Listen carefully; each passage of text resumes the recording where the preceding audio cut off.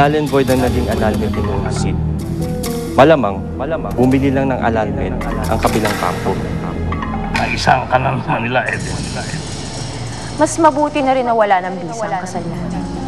Dahil ibig sabihin wala na silang hawak sa akin. Hindi na ako nakatali sa walang signal.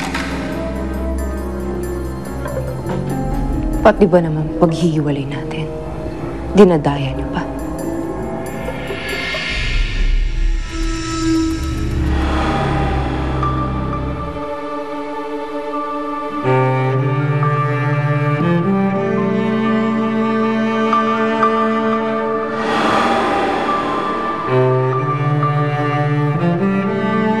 Ang tanga-tanga ko, naniwala at nagpakasal ako sa'yo, Sid. Ang tanga-tanga ko.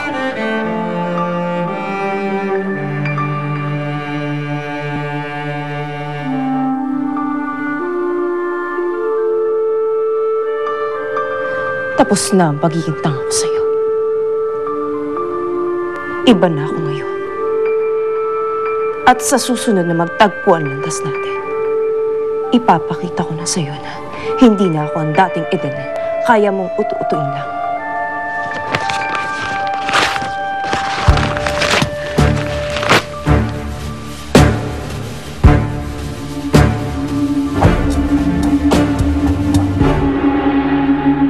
Gusto ko na remind yung medicine mo. Okay na. Okay na. Nakainom na. Matagal ko nang naririnig ang pangalan niyo. And honestly, I've been wanting to meet you.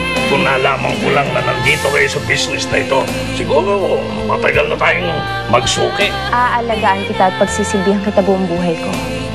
Hindi ko makakalimutan na ayaw mong hindi tumutupad sa usapan. Pero bakit nga pala nag-resign si Catherine? Sa totoo lang, sir, napirata na ng kabila. Kahit may mga guests natin, doon na rin po pumupunta.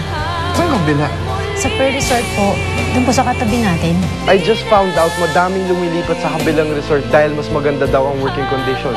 Ang sabihin mo, Wala silang loyalty. Wala silang utang na loob. Nandito rin palang may-ari ng Pearl Resort.